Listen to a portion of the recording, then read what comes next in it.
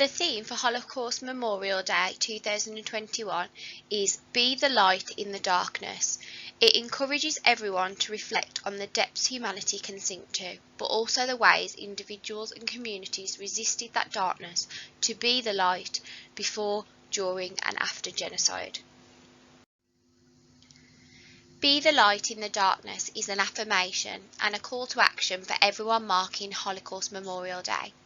This theme asks us to consider different kinds of darkness, for example, identity-based persecution, misinformation, denial of justice, and different ways of being the light. For example, resistance, acts of solidarity, rescue, and eliminating mistruths. Increasing levels of denial, division and misinformation in today's world mean we must remain vigilant against hatred and identity-based hostility. Rapid technological developments, a turbulent political climate and world events beyond our control can leave us feeling helpless and insignificant.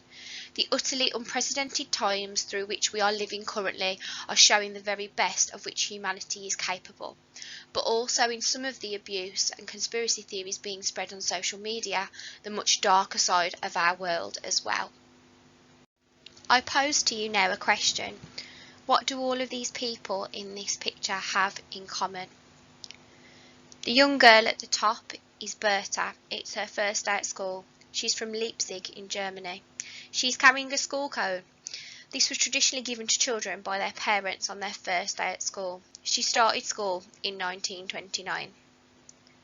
Top right is a typical school scene in a Dutch secondary school in Amsterdam in the late 1920s. Bottom right, the couple you see is Otto and Katrina. They were from Czechoslovakia. Otto was an international hockey player and Katrina had studied at art school. This picture was taken in about 1934. What they had in common was they all took a long and exhausting train journey to this innocent-looking train station in Poland.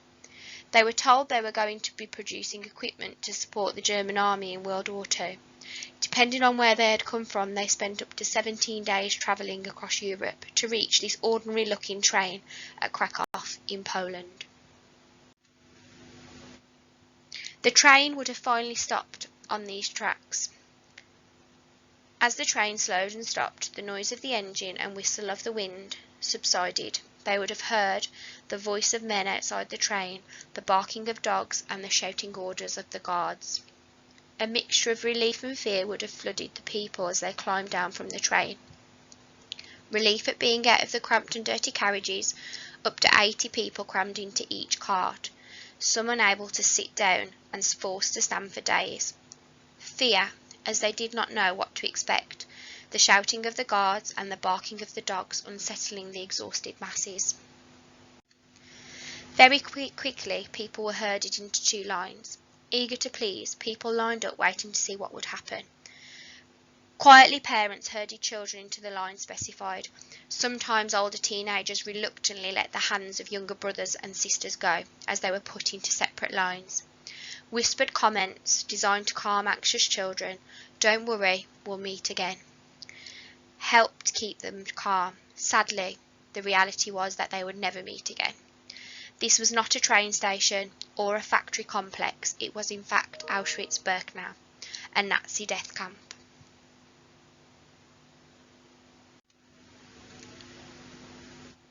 The men and some strong boys and girls, around 15 to 20% of the people on the train, were taken away to be cleaned up and issued with uniforms.